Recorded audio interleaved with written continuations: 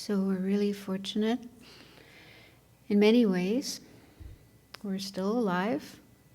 We still have our precious human life, which means we have all the most ideal conditions, both external and internal within our own mind, to be able to learn about the path to awakening, the path taught by the Buddha based on his own experience of how it's possible to transform a confused and deluded, suffering state of mind into a fully pure and perfect, peaceful, blissful, enlightened state of mind.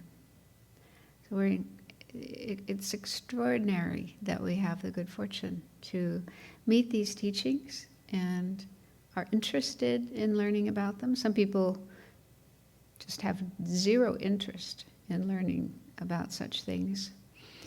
So we have the interest and we have the conditions in which we can learn and think about, discuss, meditate on these teachings to increase our familiarity with them. So we're really fortunate right now as well that we have this week in which we can focus on these teachings, especially learning about emptiness, as explained by the great Indian master Shantideva, and engaging in other practices such as that of green Tara. So try to really feel how fortunate you are at this moment, and aspire to use this situation, this precious human life that we have, in the most meaningful way, most beneficial way for ourselves and others. And that is to do the best we can to listen, think about, meditate on, and put into practice these teachings for the benefit of all sentient beings.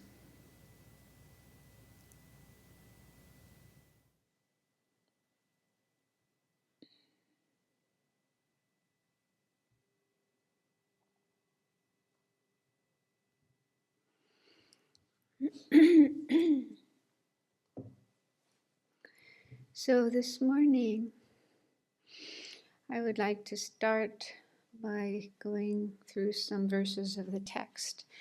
And I will try not to space out today and leave some time at the end to deal with questions. There's still quite a few questions that people have sent in. And maybe more questions coming up as we go along. Okay, so far we've covered the first few verses of the text, or rather chapter 9 of Shantideva's engaging in the Bodhisattva deeds. So in those verses he talks about the importance of cultivating wisdom, the wisdom understanding emptiness, the true nature of all things. This is the means to overcome suffering, to be free of suffering ourselves, and help others be free of suffering as well. So that's why we are looking at this topic. And then he introduced the two truths. So we spent quite a bit of time talking about the two truths and probably still feeling pretty confused about it. Don't worry, it is difficult. It takes time, slowly. And then there were a couple of verses where he talked about how, there's different kinds of beings, people or persons who know the two truths, yogis and ordinary people, and how the views of, lower views, I don't want to say lower people, but lower views that are held by some people can be refuted by, proved wrong by higher views. So this kind of succession of different points of view that can be refuted. And I'm going to skip over a whole bunch of verses, not because they're not important, but because we just don't have time to do all of them. And I wanted to focus more on things we can start putting into practice. So just to give you some overview of the verses that we're skipping over. From verse 6 to 15, in those verses he's refuting the views of what are called realists. That term realist comes up in Buddhist texts, and it refers to those who assert inherent existence or true existence. They actually believe that things exist inherently and truly. So that includes some Buddhist schools. So they do hold that view. So Shantideva is, arguing against that view. And then there's a section of verses specifically about Yogacara or Chittamatra, the mind-only school. So that's from verses, it's the second half of 15 to 29. So that school has particular views like there's no external objects, everything we perceive comes from our own mind. But they say that the mind is truly existing, and that's the main thing that prasangikas are arguing against, they disagree with. And they also assert something called self-cognizers, which is a part of the mind that doesn't look outward at external objects or other objects, but it looks at the mind itself, knowing the mind itself. So again, the prasangikas don't agree with that and refute that. So quite a few of Shantideva's verses are refuting the idea of self-cognizers. Then verses 30 to 39, he's talking about the purpose of realizing emptiness, how important it is. And there's also some verses after that about the authenticity of Mahayana sutras, because there are some Buddhists who don't accept the Mahayana sutras to be the word of the Buddha. So that was true in the past, at the time of Shantideva, also at the time of Nagarjuna. So they put forth arguments as to why Mahayana sutras are the words of the Buddha.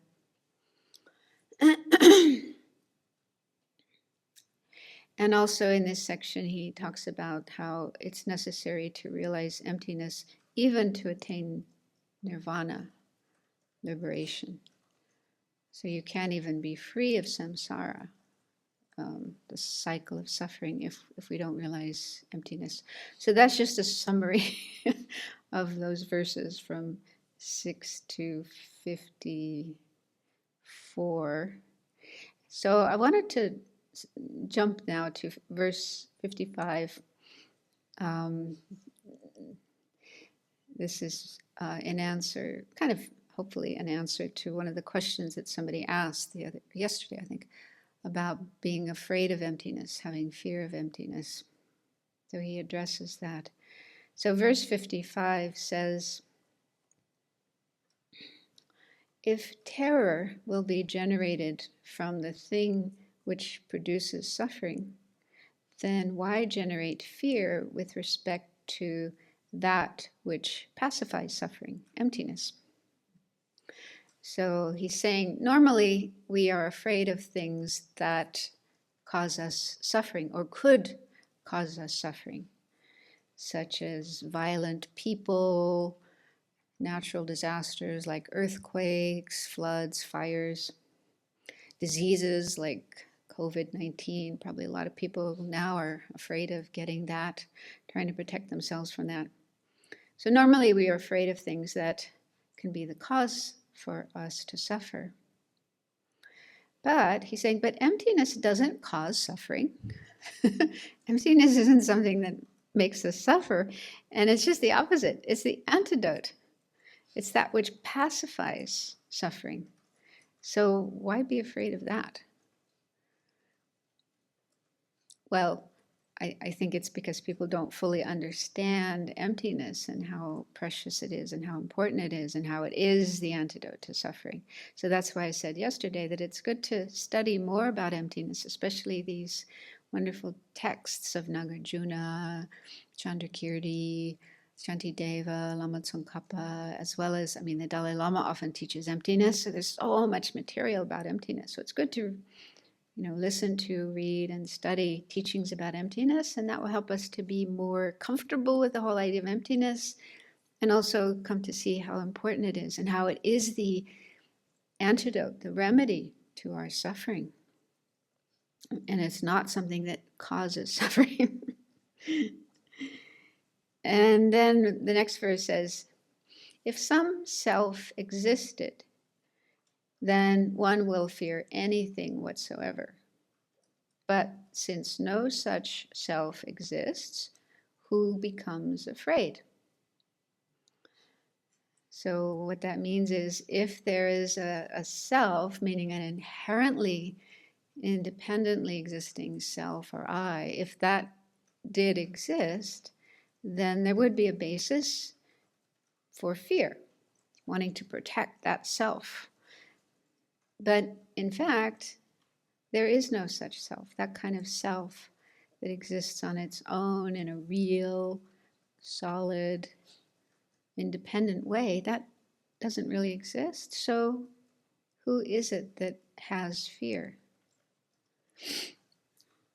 So this is a kind of introduction to the next section of the text, where he's actually going into the methods for understanding selflessness or emptiness. And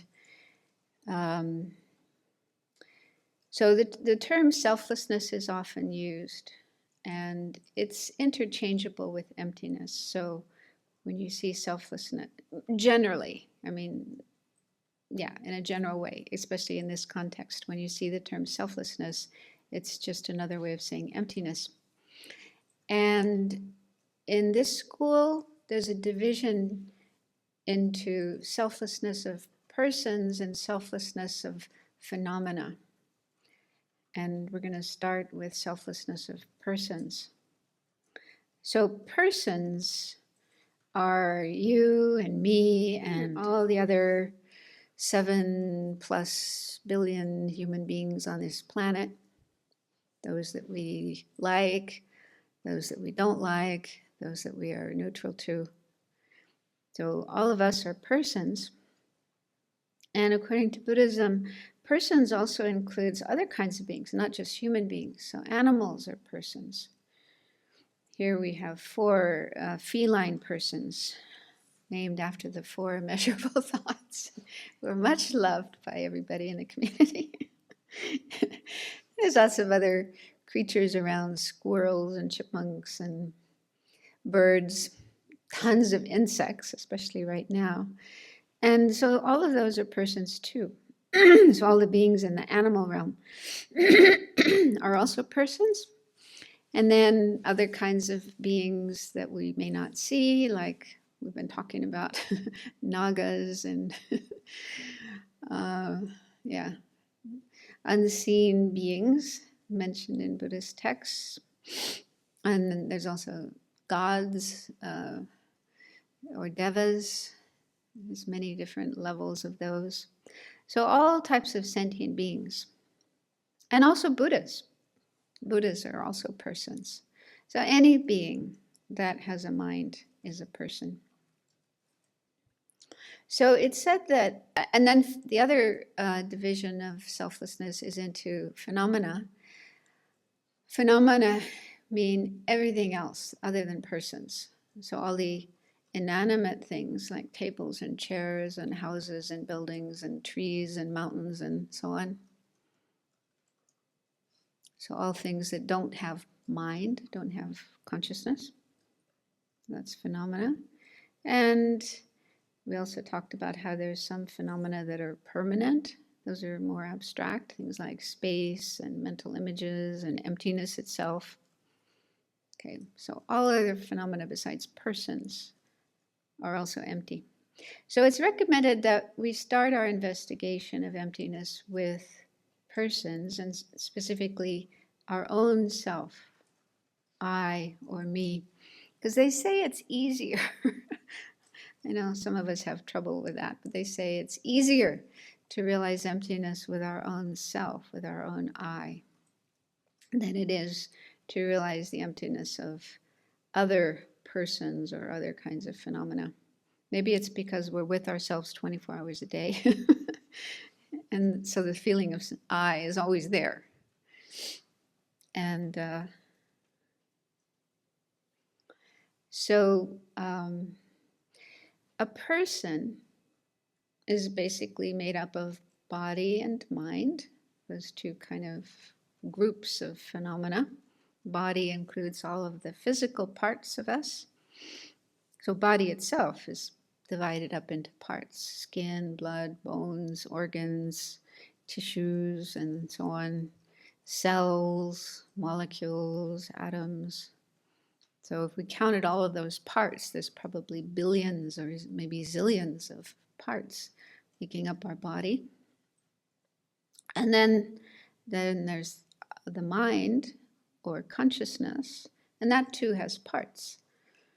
It's not one whole partless thing, but it's said to be like a stream, river, always changing. Each moment there are different experiences happening in our mind: thoughts, memories, perceptions, emotions. So every moment different things popping up, and they only last a moment, kind of like a bubble. Each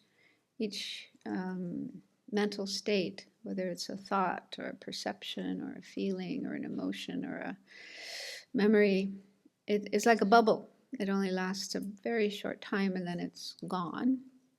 But the next one arises. So there's this sort of unbroken, continuous flow of mental states, mental experiences of different types. So that's why I said it's very helpful to study this topic called Lorik, which means mind and awareness, where you learn about the mind and the different types of mind and how the mind works and so on. Then you get a better understanding that it is made up of many, many parts, many types of mind.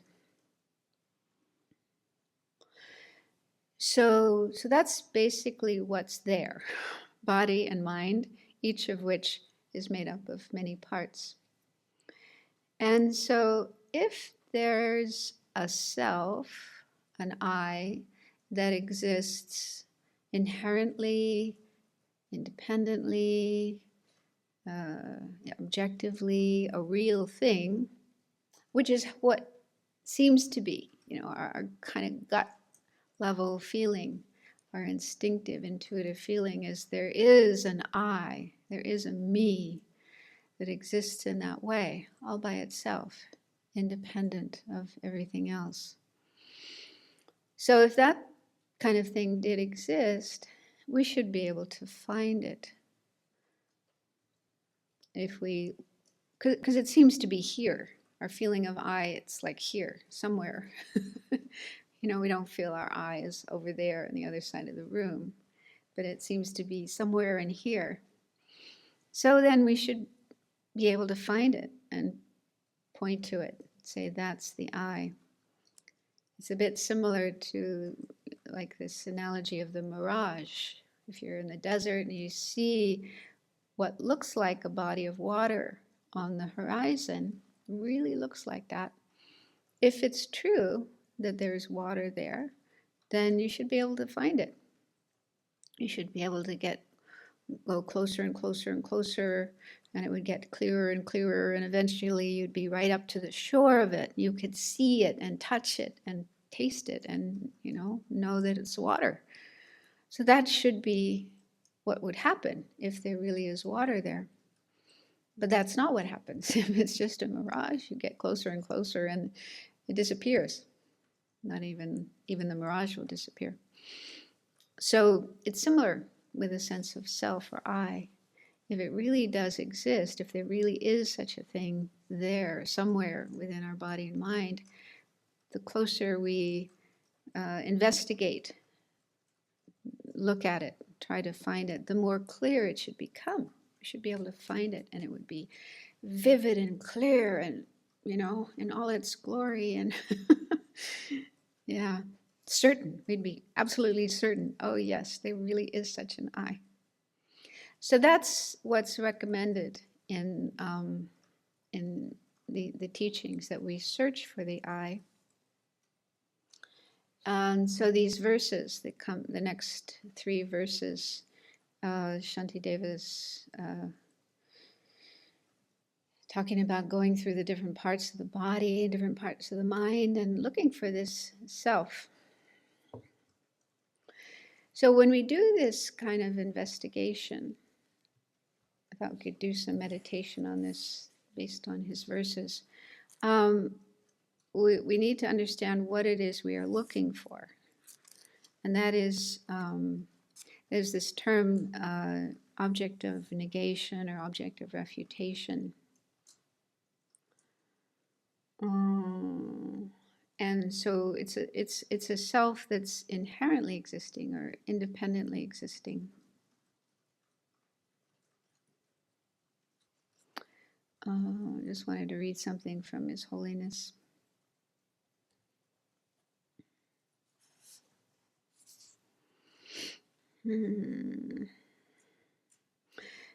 The sense of self or thought, I am, that arises in us has different aspects. In his supplement to the Middle Way, Chandrakirti speaks of 2 aspects of our sense of self. The mere focus of our I consciousness, and the object we grasp at as intrinsically existent. So Thupten Jinpa is using the term intrinsically existent. That's just another way of saying inherently existing. Okay, so there's two aspects of the sense of self. And only one of those is the object of negation. So the first one is a sense of self. This focuses on the, so there's like a convention, a simple way of saying it is there's an I that does exist and an I that doesn't exist. Okay. An existent I is the conventionally existent I. Okay. Because we're not saying I don't exist at all. We do exist conventionally. And as we saw yesterday, conventional existence means it's dependently existing, depending on causes and conditions, arising from causes and conditions, depending on parts made up of different parts, and depending on mental labeling, being labeled, named, I, or whatever your name happens to be. Like we are given a name by our parents when we first come into the world, and we may get other names later, like if you get married, you may take your spouse's name or add that person's name to your name and make a double-barreled name or something like that. Or some people just decide to change their names. They want some other name than the one that parents gave. And when we monastics, when we get ordained, we are given a new name by the person who ordains us. Anyway, so we get a name, and that name is applied to this collection, this combination of body and mind.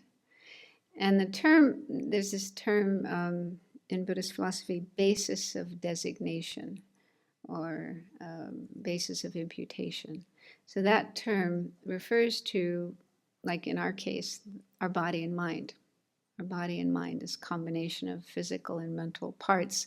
That's the basis of designation on which, or in relation to which, we are given a name, whatever our name may be. But also when we talk about ourselves, we use the term I, the pronoun I, or me. So those are just terms or labels applied to this basis of designation. So that's how we exist in a conventional way. And that's correct. That's nothing wrong with that. We do exist. We are a person. We were born, we grew up, we went to school, we did this and that, and so on and so on. And we continue doing this and that, and so on every day. And if we follow the path, practice Dharma, eventually we will become an enlightened being. And we will continue to exist. There will be this conventionally labeled I who is now an enlightened being. So that's not being refuted. That's not being denied or negated. What's being refuted is an inherently existing or an independently existing I. And that's referred to as the object of negation.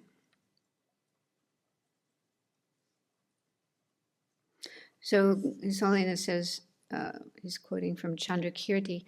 Chandrakirti says that our sense of self focuses on the conventional I that is the subject of our action and experience. So they're that conventionally existent I.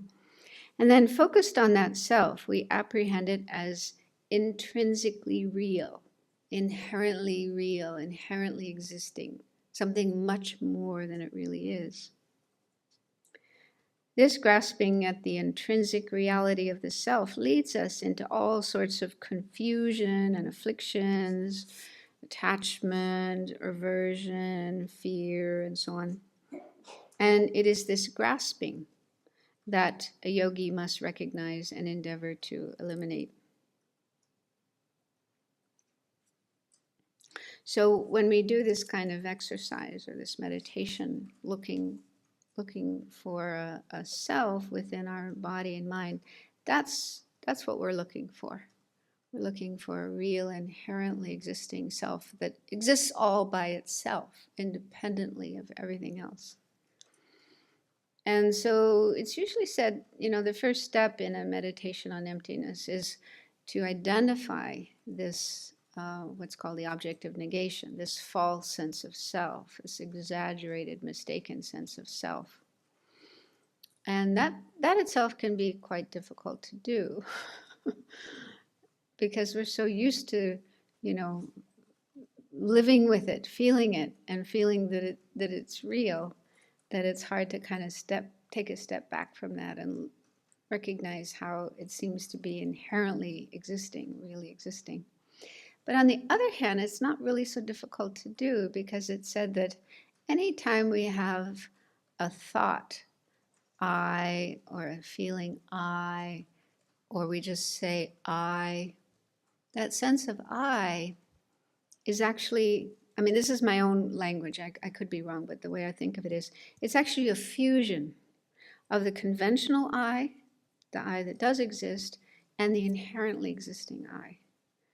In our experience, those two things are fused, combined. They seem indistinguishable, so we can't really tell them apart. We can't, distinguish what's conventionally existent and what's inherently existing. So, that makes sense? You've probably heard that before. Yeah, so all we have to do really is just look at our sense of I. And that's the inherently existing I. Although inherently existing I doesn't really exist, but it just seems to be. It's like with the mirage in the water. What we're seeing over there is just a mirage, just an appearance. There's actually no water there, but it does appear like water. It appears like a lake or a river or something. And we can't tell the difference. Okay, so the appearance of, the sun, I don't know how they describe it, but it's the sun shining on the hot surface, producing that appearance. So that appearance and water just seem to be fused indistinguishably.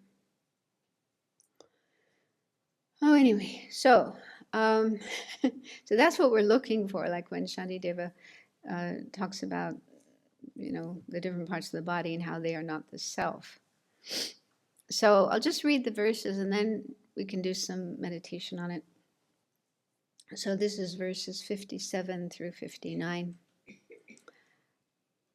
Teeth, hair, and nails are not the self. The self is not the bones or blood. The mucus is not it, nor is the phlegm. Neither is it the lymph or pus. The self is not the fat or sweat. The lungs and liver are also not the self, nor are the other inner organs the self. So we have lots of other organs, our brain, heart, intestines, and so on. So none of those are the self. The self is not the excrement or urine. I don't know, who would identify with that? The flesh and skin are not the self. And then he says the warmth and winds are also not the self. So when, in Asian philosophies like Buddhism, they talk about 4 elements: earth, water, fire, and wind. Earth is like solid parts of the body, solidity, and water is the liquids, and then heat. The heat in our body is the fire element, and then the wind element or air element, that can include the air that we breathe. But also, it's said mainly in Tantra that we have all these different winds in our bodies that are responsible for the functioning of the organs, digestion, movement. Being able to move is dependent on the air element, the wind element. So in some of Nagarjuna's texts, he talks about, he goes through the 4 elements. He says earth is not the I, water is not the I, and so on. So the 4 elements that make up our body, none of them is the I or the self. Then the cavities are not the self. So they also sometimes talk about a space element. Sometimes they just have 4 elements: earth, water, fire, and wind. Sometimes they add space element, which is just, emptiness, not an emptiness of inherent existence. But like in our stomach or other places in our body, there's space. Actually, there's lots of space in our body. The physicists say that, down at the very, very subatomic level, there's lots of space. The actual solid parts of our body are extremely tiny, moving around very fast in space and just giving the appearance of solidity. But there's a huge amount of space in our body that we don't recognize. Anyway, so that space is also not the self.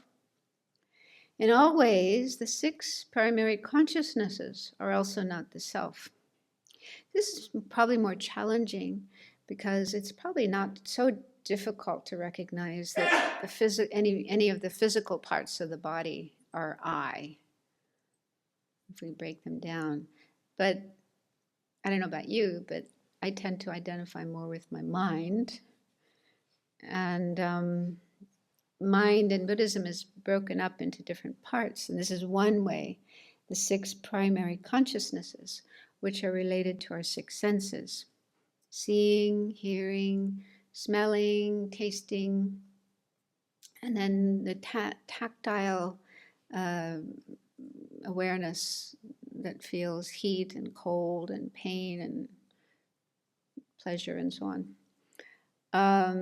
So that's the 5th. And then the 6th is the mental consciousness, which includes our thoughts and our memories, our emotions, our fantasies, and all this. I don't know about you, but, constantly all day long, blah, blah, blah, blah, blah, blah, blah. Thinking about things. That's the 6th consciousness. So I tend to identify much more with that, especially the 6th one. This voice inside that's always talking, always thinking about things. That seems to be me. But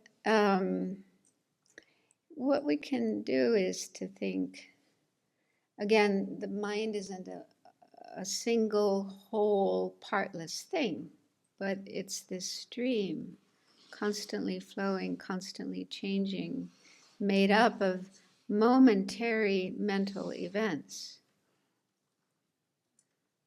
So each moment of any of the 6 consciousnesses only lasts a moment and then it's gone, like bubbles. So does that correspond with our sense of self? Because if we check, we probably have a sense of a self being something constant and stable. Like we think, I got up this morning at such and such time, and I did such and such, and then I did that, and then I did that, and then I did, and now I'm sitting here. right? It seems like there's an I that's the same, who did those things in the past, da da da da da, and is now doing things here, and then later, after this session, we'll do this and this and this and this. Seems to be one thing, continuous. And that's just in terms of today. But then, of course, we have yesterday and last week and last year and 10 years ago. When I was a child, I did this and I had this and that experience. So there seems to be a sense of self that's constant and stable, always there throughout time. So you compare that feeling about ourselves with our mind, and how the mind is constantly changing. And each moment of experience only arises and passes, arises and passes. So there's really nothing in the mind that is stable, continuous, always there, always the same. So then there's this discrepancy between the way we feel about ourselves and what's actually there in terms of both our mind and our body. Another thing, we tend to, when we're talking or thinking, we tend to say things like, my body, my heart, my brain, my nose. So it seems like the I is something separate from and an owner of, a possessor of the body, the parts of the body. And the same with the mind, my thoughts, my feelings. So again, I seems to be separate from the body and from the mind and the owner, the possessor of those. So if that's true, if there really was such a separate owner or possessor of our body and our mind, what is it? What can we point to as being that?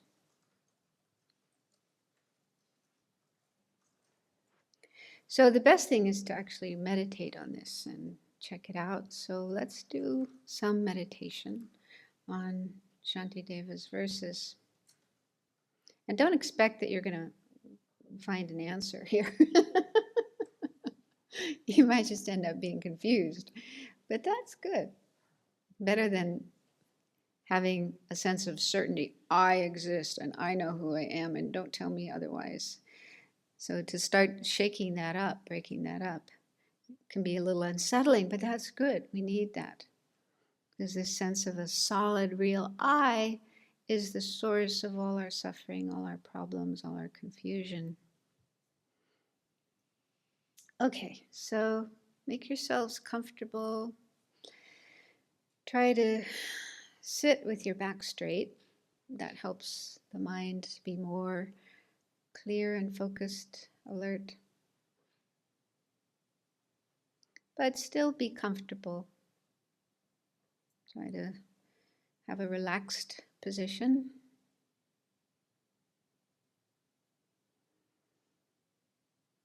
And in case your mind is wandering here and there, bring it back to this present moment, present place, right here, right now.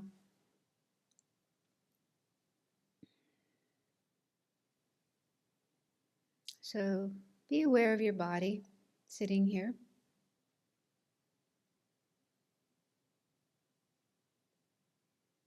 When we don't think about it, we may have the feeling or sense of our body being one whole thing. But it's actually made of many parts.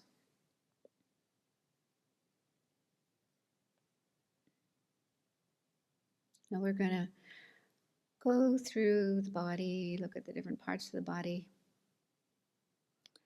and see if we can find the sense of I, me, as in, it's helpful to think of times when we're feeling emotional. You might recall some recent experience where you felt angry or irritated, annoyed, hurt, or excited about something wonderful, something enjoyable. Some kind of strong emotion Try to remember such an experience.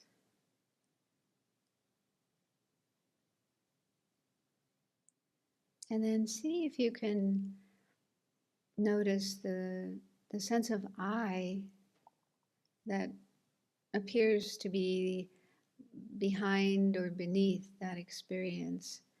The I who feels annoyed or angry or irritated or excited or anxious. Try to catch a glimpse of that I.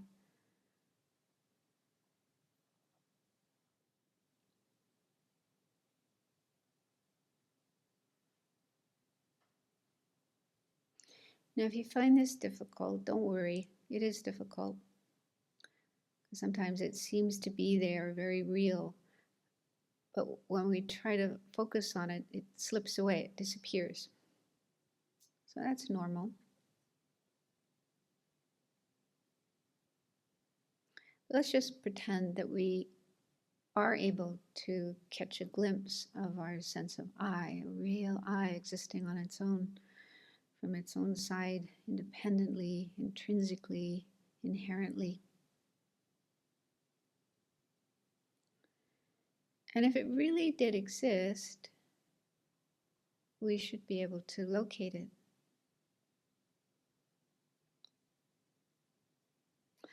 So Shantideva goes through different parts of the body and mind and asks us to just check if any of these are the I,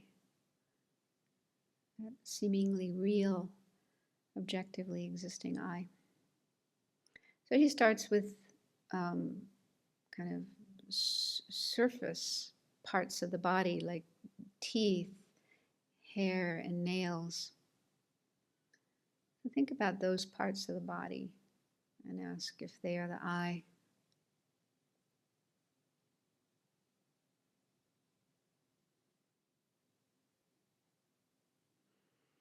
Then go inside and think about the bones and the blood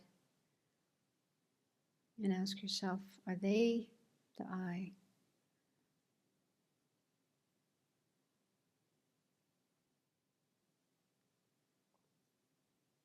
Then he mentions other fluids or secretions of the body: mucus, phlegm, lymph, pus. Are they the I?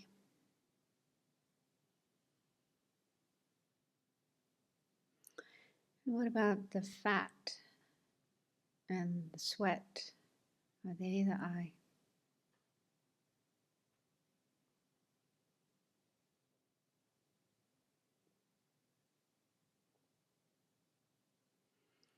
Then he mentions different organs, lungs or liver. Are they the I?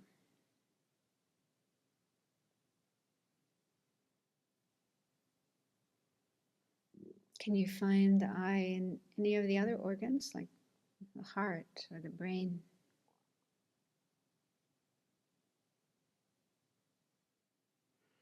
Some people might identify with their brain. We're told by science that that's where all our conscious experiences are produced or occur. But think about what a brain is made of, what it looks like. Millions or zillions of neurons, brain cells. I've heard it's kind of like gray colored jelly like substance. So thinking about what the brain is made of, what it looks like, does that really correspond with your sense of self or I?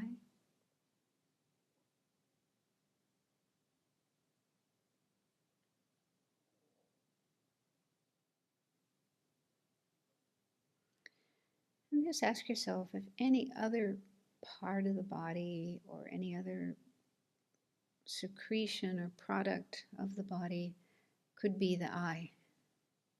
Is there anything physical, material in your body you can point to as being the I, the self?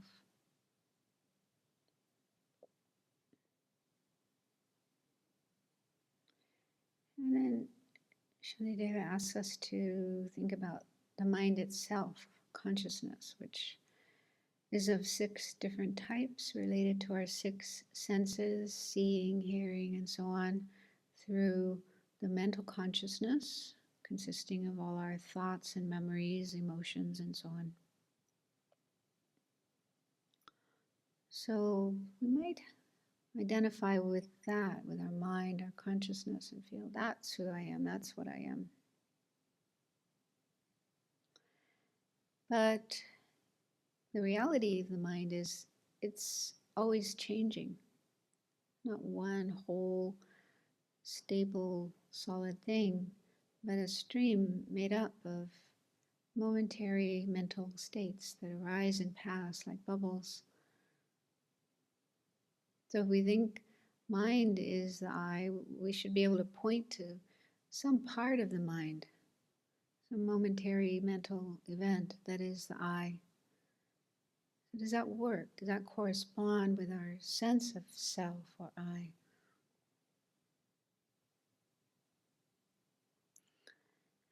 Another thing to consider is when we talk or even think, we tend to say things like my body or my mind, as if the I is something separate, some other thing that's the owner of the body, of the mind. So if that were true, we should be able to point to that thing that is the I that owns the body and owns the mind. So what is it?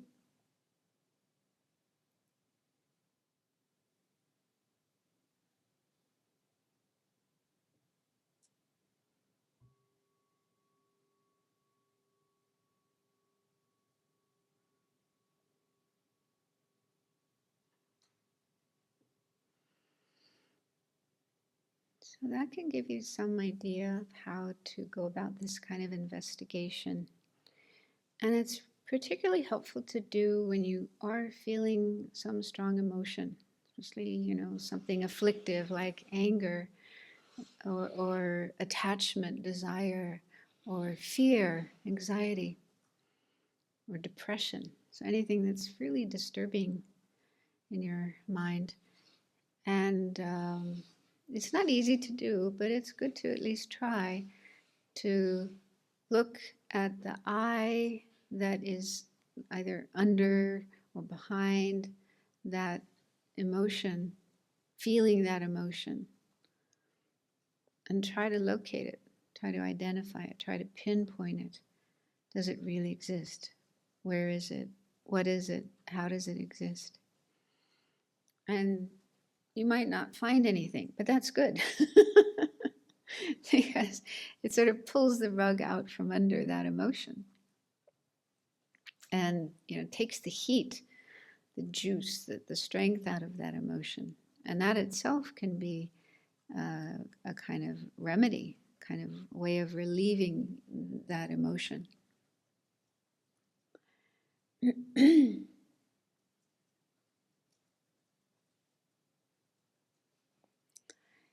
So that's, again, just giving you an idea of how to at least start investigating this sense of self or I or me. Realistically, it will probably take time to understand like how to actually do this practice. And then they also say it's really important to, again, complement our learning and practice of emptiness with other practices like purification and accumulation of merit. One of my teachers, actually my first teacher, Geshe Wandarge, said something that I found really, really helpful, because I couldn't figure out, why do we have to do purification? What has that got to do with emptiness? So he explained it in a really helpful way. He said that he compared it, he used the analogy of looking for a thief or a terrorist. So let's say there's this person who's doing naughty things like stealing or throwing bombs or whatever. And the police are looking for this person. They're trying to find this person. And if this person lives in a place where there's lots of hiding places, yeah, in my mind, I kind of think of this Mideastern souk.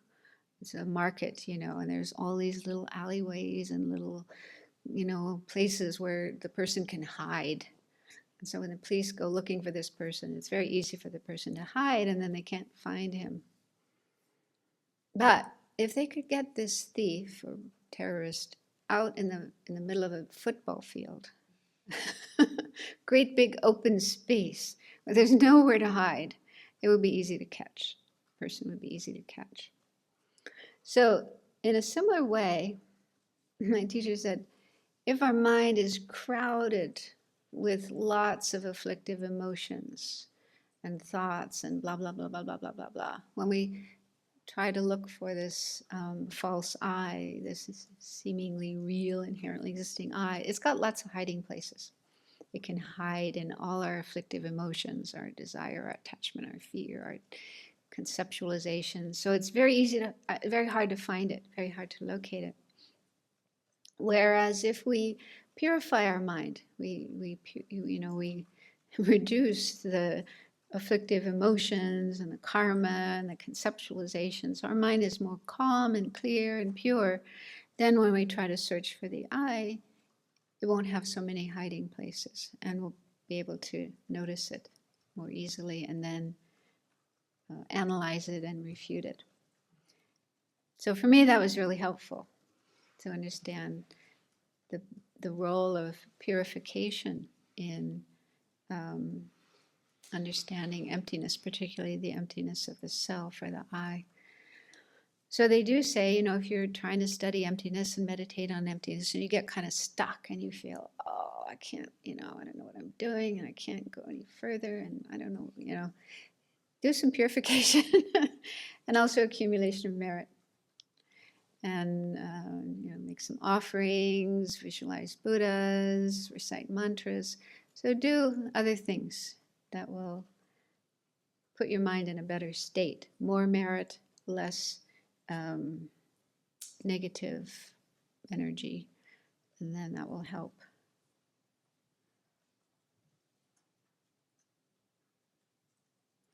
Okay, I want to go a little further, and then I'll stop and ask take care of some questions. So the next section, he's refuting views about self by a couple of non-Buddhist schools that did exist in the past and some still exist now. One is called the Samkhya School. And they're actually quite sophisticated. They have a very sophisticated explanation of things. And apparently they're still active today. A friend was going to a yoga center, learning yoga, and also got interested. They offered classes in their philosophy, the philosophy behind the yoga. So she spent some time studying their philosophy. And then when she started studying Buddhism, she realized, this is what I was being taught. It's the Samkhya system. And so they have quite a complicated system. But just in brief, they say all things can be included in 25 categories. I won't go through all of them. I don't understand all of them anyway. But anyway, they also talk about a self. There's a self. And their view of a self is that it's permanent, doesn't change. It's unitary, it doesn't have parts. It's independent, doesn't depend on other things for its existence. And they also say it's consciousness. So that will ring some alarms in our mind. A consciousness that's permanent, unitary, and independent doesn't work with Buddhism. And so they say the self enjoys things, but at some point realizes that these things are not real. They're just manifestations of a so-called primal substance. then the self will become liberated. So they do talk about kind of liberation of the self when realizing the illusory nature of the world and so on. But anyway, our school, Buddhism, challenges their view of the self. So Buddhism says there's no such thing as a permanent, unitary, independent self.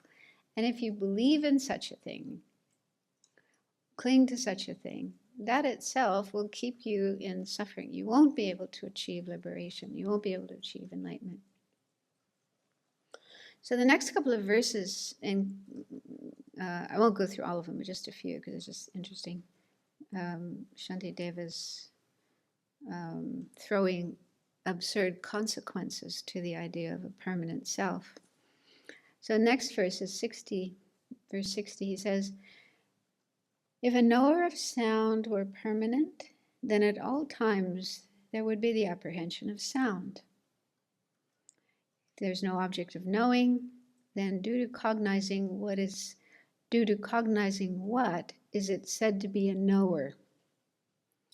So what he's saying here is, okay, you guys, you Samkhyas, you're saying there's a self that's permanent and unitary, independent, and it's also consciousness.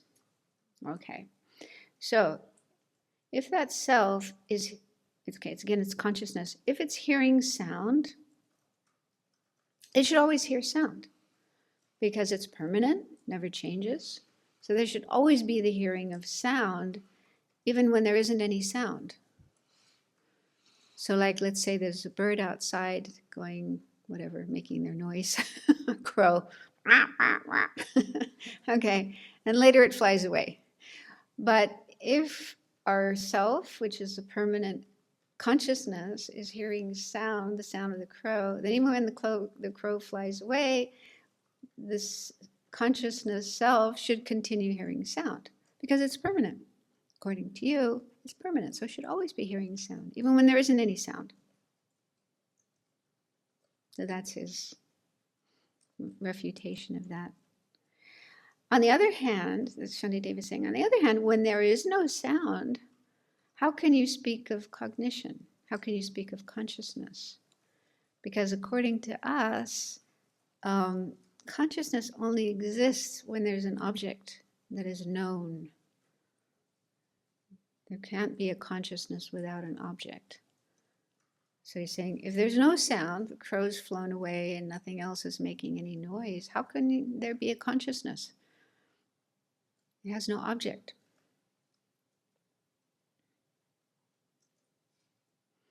The next verse says, if there is a knower without an object of knowing, then it follows that wood is also a knower. So in other words, if you say, oh no, consciousness can exist without an object, it doesn't have to have an object. Oh, then it follows that this piece of wood, this stick, is a knower because it doesn't have an object.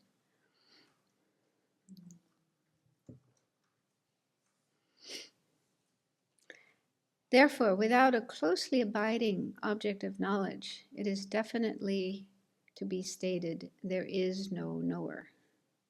So our view, this is our view, and we're trying to get them to realize that as well, is if there is no object, there can be no knower, no consciousness, without something that is known.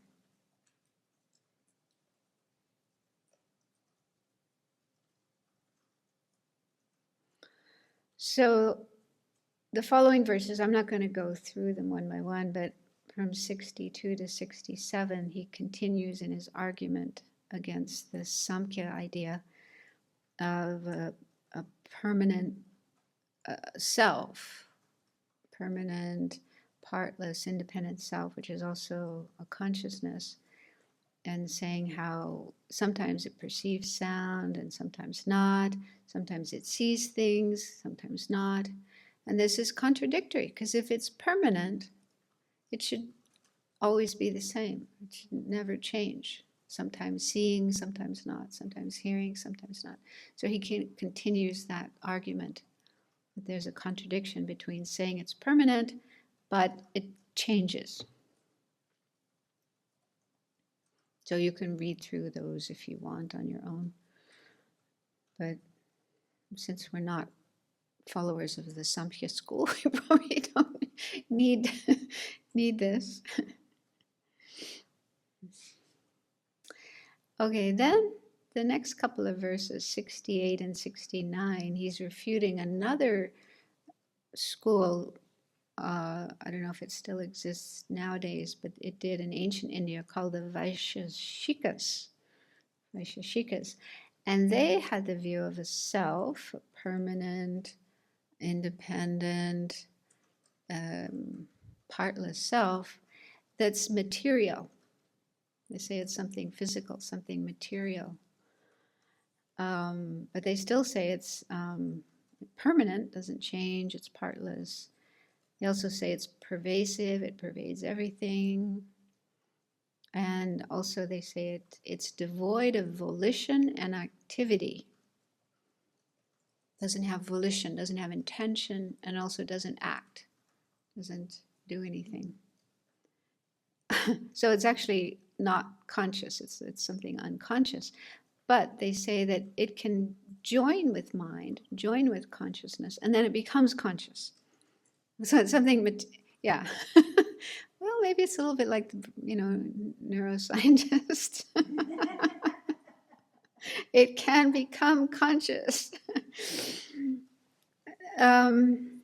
So Shantideva says, well, if this unconscious material can become conscious, then the unconscious entity would vanish.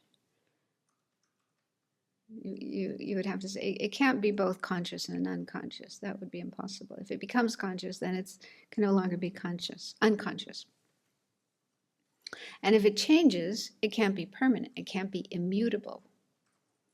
So if it goes from being unconscious to being conscious, that means it changes. So how can you say it's immutable, unchanging? So it's contradictory. So he's just pointing out contradictions in what they're saying. And he also says, we could also say that space is self, because space is unconscious and inactive. So space must be self. So those are just some of the arguments he's throwing at them.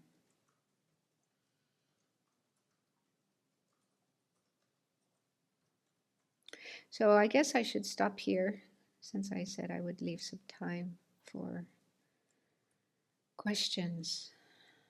Any questions from the people here? Honorable Jampa.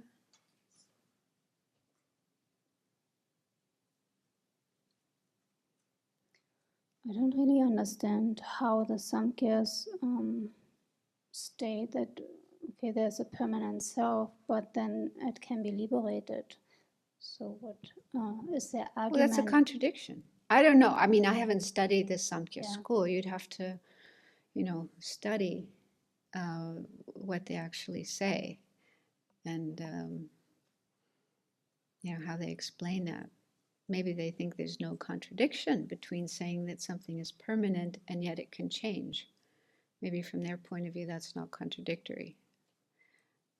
From our point of view, it is. So, yeah, I'm not a Samkhya, so I can't answer for them.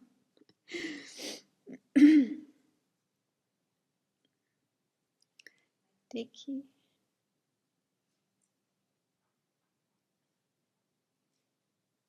So on the meditation of identifying the self, where I get hung up on is thinking, okay, there's not a separate self, it's the collection of the whole parts. And then I feel like, oh yeah, that's it, that's the self. So how do I tease that apart? Well, it's like we did the other day with a car. And in fact, that's what Chandrakirti does in his Madhyamika Avatar. He first he doesn't use a car, but he uses a chariot. In those days, that was the vehicle for moving around. But nowadays, we don't have chariots lying around that we can look at. We have cars. So anyway, so he first talks about it in terms of a chariot or a car, and how if you say it's the collection, then you should be able to take it apart and put all the parts in a pile, in a heap, and say that is a car, and it can function as a car. And it doesn't.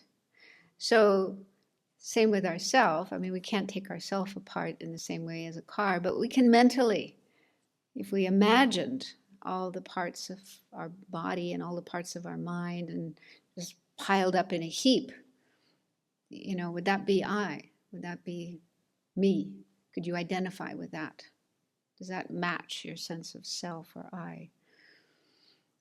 Because collection means collection of parts.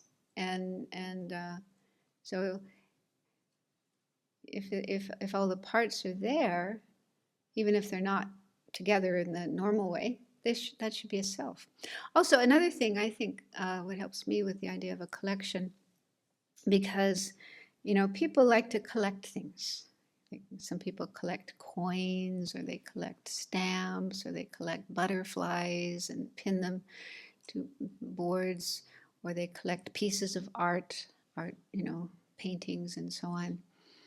And then they may say, would you like to come over and see my collection? Or let's say we go to an art gallery and they have a collection of certain paintings by a certain artist that you really like. Okay, so you go to the art museum. I'm going to go and see this such and such collection. But what do you actually see? Do you see a collection? Is there a collection that you can see? It's like individual items of a similar type. And then we just call that a collection. We just give the word collection to that. But can we actually see a collection other than those individual items? It's similar to with a forest. You say, oh, look, there's a forest over there. But do we see a forest? Is forest something we can see? What we see are trees, individual trees. Are any of those trees a forest? An individual tree is not a forest, but even a collection of trees, a group of trees that are in the same place.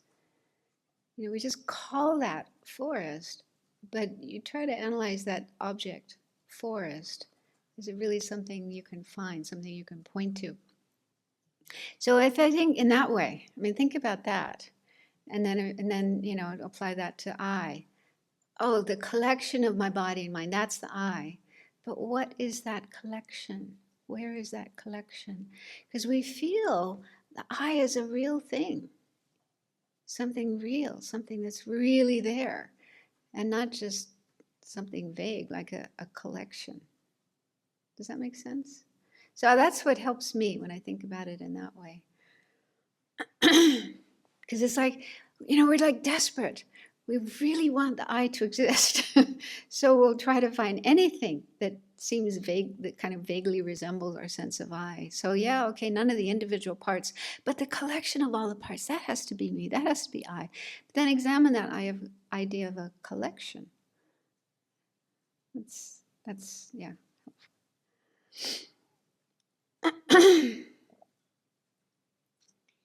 So one of my favorite drinks is chocolate milk. So I have milk and a chocolate powder. And before I mix them, they're milk and chocolate powder. But as soon as I mix them, I forget about the milk and the chocolate powder, and it just becomes chocolate milk. And it has its own identity as chocolate milk. And I taste it and experience it as just the one thing of chocolate milk. And I don't at all remember, after I've mixed the ingredients, that it's actually milk and chocolate powder. Yeah, yeah. It's also helpful to think about a person like ourselves and how we came into existence. I find that really helpful too. Like right now we feel so solid and real and almost like we've always been this way. But think about the beginning of our life. We were this eensy weensy tiny teeny, you know, zygote, I think is the term, fertilized egg inside of our mother's womb.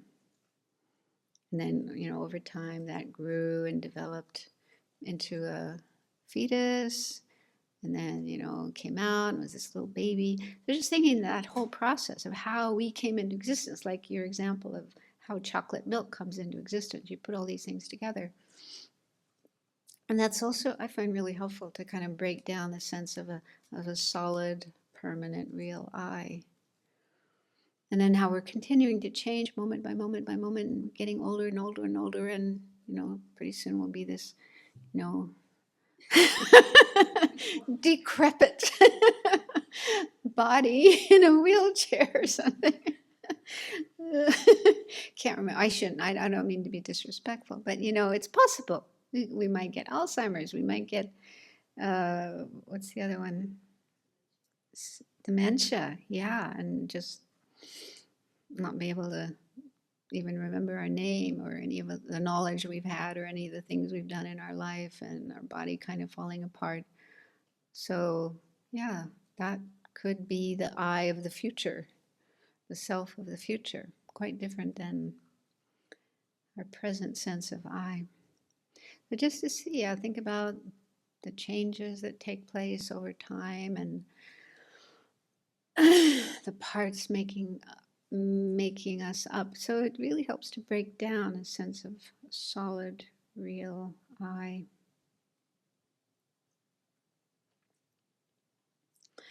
Just to take care of a few of the other questions that were asked. What is the difference between space and emptiness, and the permanence of space and emptiness? So space and emptiness are kind of similar. And in fact, in the text, they do sometimes use space as an analogy to emptiness. But they're not exactly the same. What's similar about them is both of them are absences. Space is the absence of obstruction, anything that can obstruct, and also the absence of contact, anything that we can have contact with, we can touch. And emptiness, as we're talking about it here, is the absence of inherent existence.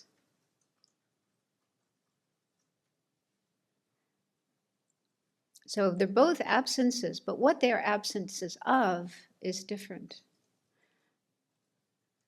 What is being refuted or negated is different. So in the case of space, what's being negated is obstruction and contact. Whereas with emptiness, what's being refuted is inherent existence, a certain type of existence, which is actually false. And then both are said to be permanent. And in that sense, I think the permanence of space and the permanence of emptiness is the same, because permanence simply means it doesn't change, unchanging, moment by moment. So permanence is just like a quality and attribute of both space and emptiness. Another question somebody asked, is there actually a partless particle in the universe? This is a tricky question, and it actually comes up later in chapter 9. I don't know if we'll get to it or not, but it seems that Buddhists do say that there's a particle that's so small, like we can break things down into smaller and smaller and smaller particles, but they do say there is a particle that can't be broken down any further. And some Buddhist schools say that tiny, tiny particle is partless, like the Vaibhashika school. And actually for them, that's an ultimate truth. They have a very different version of ultimate truth and conventional truth. So they say that ultimate truths are things that can't be broken down, like partless particles.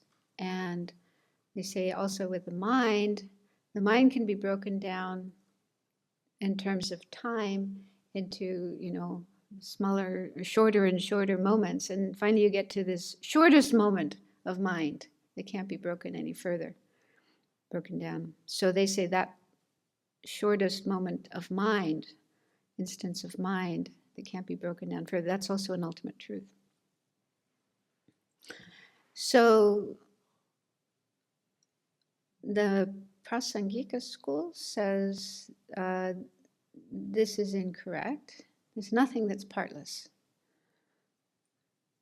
It's a little complicated, and I'm not, maybe I'll try to do it another day.